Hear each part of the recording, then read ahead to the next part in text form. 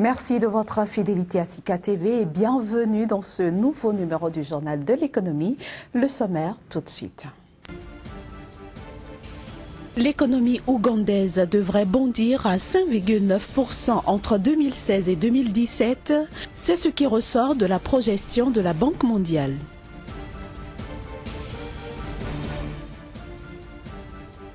Lancement à Cotonou au Bénin du rapport sur le développement humain. L'accent est mis sur l'agriculture et la sécurité alimentaire.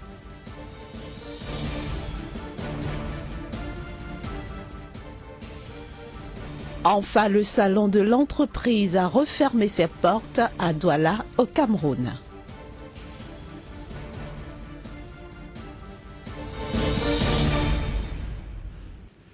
Je le disais à l'instant, l'économie ougandaise devrait enregistrer une croissance durant l'exercice 2016-2017 à 5,9% contre 5% au cours de l'exercice précédent.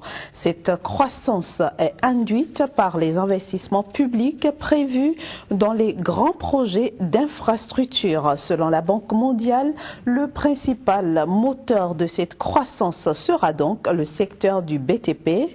Le pays a en effet lancé de nombreux grands projets d'infrastructure, dont des autoroutes, des chemins de fer, des centrales électriques, un oléoduc et une raffinerie. En ce qui concerne la dette publique de l'Ouganda, elle devrait atteindre 46,1% du PIB en 2018 contre 31,2% fin 2015. Le rapport 2015 sur le développement humain a été lancé mardi à Cotonou au Bénin.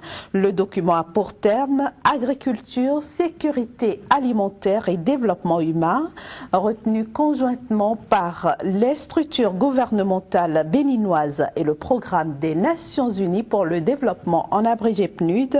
Ce rapport vise à éradiquer la faim et sécuriser l'alimentation pour tous dans le pays. Le point des assises avec nos reporters Génial Afoula et Romaric Labité.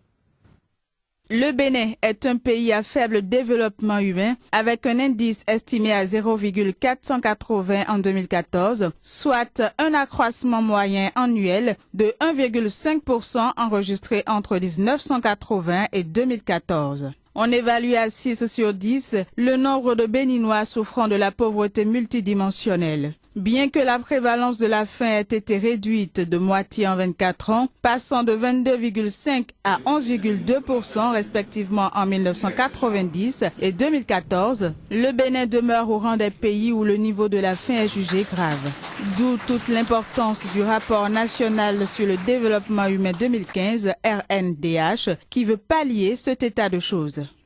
Dans le souci de permettre au secteur agricole béninois d'assurer de façon durable la souveraineté alimentaire et nutritionnelle et de contribuer au développement économique et social, le département ministériel dont j'ai la charge mettra un point d'honneur à consolider les acquis du plan stratégique de relance du secteur agricole et à veiller que les dysfonctionnements soient corrigés dans le document qui le succédera. La mise en œuvre de toutes ces mesures permettra d'asseoir les bases d'une véritable transition agricole retenue dans le cadre des conclusions de ce rapport national sur le développement humain comme une alternative crédible pour une agriculture durable au Bénin. Le RNDH préconise l'augmentation de la productivité agricole, l'amélioration de la nutrition, le renforcement de la résilience des personnes et groupes vulnérables, des actions qui contribueraient au développement humain au Bénin. Le salon de l'agriculture et de l'entreprise organisé à Douala au Cameroun a pris fin sur une note de satisfaction générale. Initié par le groupement interpatronal du Cameroun et les journées de l'entreprise, ce salon a accueilli des dizaines d'exposants. On fait le point avec notre correspondant sur place, Narcisse Ouma. Cet événement des journées de l'entreprise et de l'université de JICAM a connu la participation de plus de 100 entreprises camerounaises et étrangères. Des exposants de qualité qui avaient des produits et des services novateurs à présenter au marché camerounais. Et l'innovation de cette édition a été beaucoup plus centrée sur les PME et les TPE. Pendant 8 jours, les exposants ont pu présenter leur savoir-faire, nouer et renforcer quelques relations d'affaires. Accueillir environ 200 à 250 visiteurs par jour.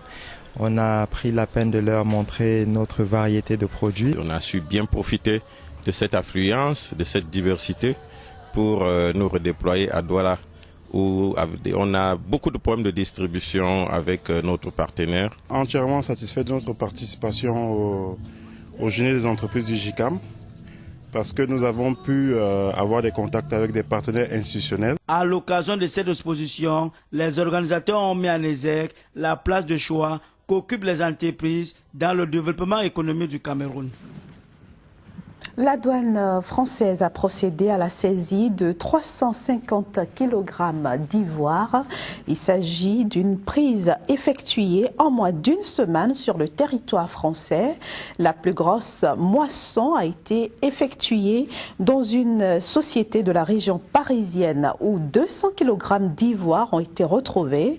Ce stock était destiné au commerce illicite. Allons maintenant à la rencontre des habitants du village de Chichiluco, au sud du Mexique, qui, depuis 50 ans maintenant, vivent de la fabrication artisanale des ballons de football, une activité qui peine de plus en plus à nourrir son âme à cause notamment du trafic de la drogue et de la concurrence des produits asiatiques bon marché dans cette région. Virginia est tellement habile de ses doigts qu'elle n'utilise même plus de dés à coudre. Ça fait plus de 50 ans qu'elle assemble des ballons de football. Ici, au cœur des montagnes de l'état du Guerrero, cette activité se transmet de génération en génération. Dans le petit village de Chichihualco, tout le monde coud partout et à toute heure.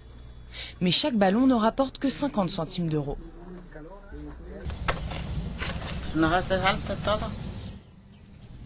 Nous manquons de tout. Nous n'avons ni haricots ni sel.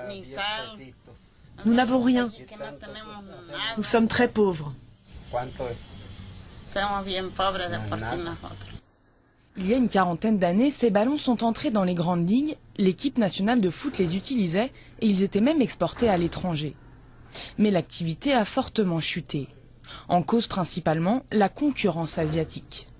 Alberto, qui a fondé le premier atelier de la commune, jure pourtant que la qualité des ballons fabriqués en Chine ou au Pakistan est incomparable. Le ballon qu'ils utilisent maintenant en première division, c'est un ballon importé. Je ne veux pas critiquer, mais souvent le ballon importé n'a pas le bon poids, les bonnes dimensions. La région est aussi connue pour sa production d'opium et de marijuana. Le trafic de drogue y est omniprésent. Les cartels font pression sur les habitants pour qu'ils abandonnent les ballons et rejoignent leur commerce illicite et bien plus lucratif.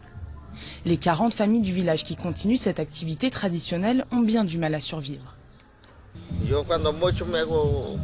Ça me prend toute la journée pour faire 4 ballons et à la fin je suis vraiment fatigué. Tout ça pour 50 centimes, ça ne vaut vraiment pas la peine. Désormais, il n'y a plus que les amateurs qui frappent dans les ballons de Chichihualco. Mais au village, les derniers gardiens de la tradition sont convaincus de la supériorité de leur production et gardent foi en un but: relancer leurs ballons sur les pelouses des grands stades. Voilà qui met un terme à la première partie de ce journal de l'économie. La deuxième partie, c'est juste après la virgule.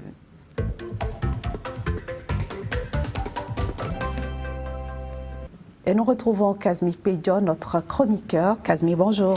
Bonjour Inès. Avec vous aujourd'hui, nous allons parler des mesures non tarifaires de la CEDEAO. Qu'est-ce que vous entendez déjà par la mesure non tarifaire?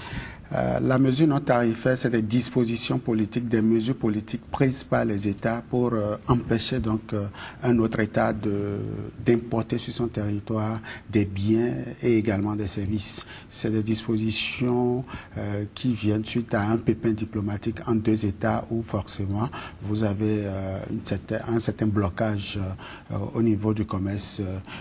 On s'en souvient, hein, le Nigeria en ce moment qui a interdit sur son territoire par l'importation du riz. riz. Merci, l'importation du riz. Et ce même pays, avec le Bénin, en 2001, avait interdit, avait fermé ses frontières parce que, bon, il y avait des problèmes d'insécurité entre les deux pays. Et donc, pour régler le problème, l'État était obligé, du moins l'État fédéral, donc le Nigeria, a dû fermer ses frontières. Et donc, c'est des aisances, c'est des mesures d'une certaine hauteur qui forcément bloquent l'évolution, l'intégration sous-régionale. Et donc, la CEDEAO a décidé d'organiser une table ronde pour pouvoir faire la lumière sur ces mesures que chaque État prend et qui forcément met en mal la cohésion au niveau de la communauté. La rencontre de la CEDEAO se tient notamment à Abidjan, en Côte d'Ivoire, et le cas de 6 pays seront étudiés. Comment est-ce que ces pays ont été choisis et quels sont ces pays? Oui, ces pays-là ont été choisis suite donc aux mesures prises en la matière, c'est-à-dire la mesure non tarifaire. Soit ces pays ont été victimes de ces mesures, ou bien ces pays ont dû prendre ces mesures pour pouvoir freiner. On se souvient également entre le Bénin et le Mali, en 2008, je crois, suite au coup d'État, le Bénin avait fermé ses ports au Mali. Donc voilà, le Bénin a été choisi pour faire étude de cas. Il y a également la Côte d'Ivoire qui a été sélectionnée, il y a le Niger. Il y a bien évidemment quelques pays anglophones tels que le Libéria. Le Libéria parce que vous n'êtes pas sans savoir que la crise à virus Ebola a frappé dans ce pays et donc à l'occasion il y avait également des mesures qui ont été prises pour protéger donc la population. Donc tout ça serait évalué pour voir un peu l'impact donc des mesures non tarifaires, leur impact sur l'activité économique, notamment le commerce international. Alors Kazmik Pedjo, ces mesures n'ont-elles pas un impact sur le commerce dans la sous-région? Forcément, parfois ces mesures... On sait que le Bénin a mal vécu les mesures que le Nigeria a prises, par exemple. Bien sûr, et ça continue parce que le Bénin est la plateforme de la réexportation du riz. Et donc, lorsque le Nigeria prend donc cette disposition, forcément, ça affecte l'économie, ça affecte les dispositions au niveau donc, du cordon douanier. Et il va falloir ici taper du poing sur la table en ce qui concerne la CEDEAO pour ramener un peu de l'ordre, parce que lorsque vous êtes dans une communauté où vous avez souscrit au tarif extérieur commun, il n'est donc pas normal que vous puissiez avoir de cette disposition, si tant est que ça ne menace pas la sécurité des populations. Quand c'est le cas, par exemple, de l'Ebola, on peut comprendre. Quand c'est la grippe aviaire, on peut comprendre que les pays puissent prendre des dispositions. Mais quand c'est pour des raisons... au Nigeria, c'est pour favoriser la production locale. C'est quand même légitime, non? Oui, c'est pour favoriser la mesure. Mais ici, ce n'est pas forcément cela qui est vu, parce que c'est une question de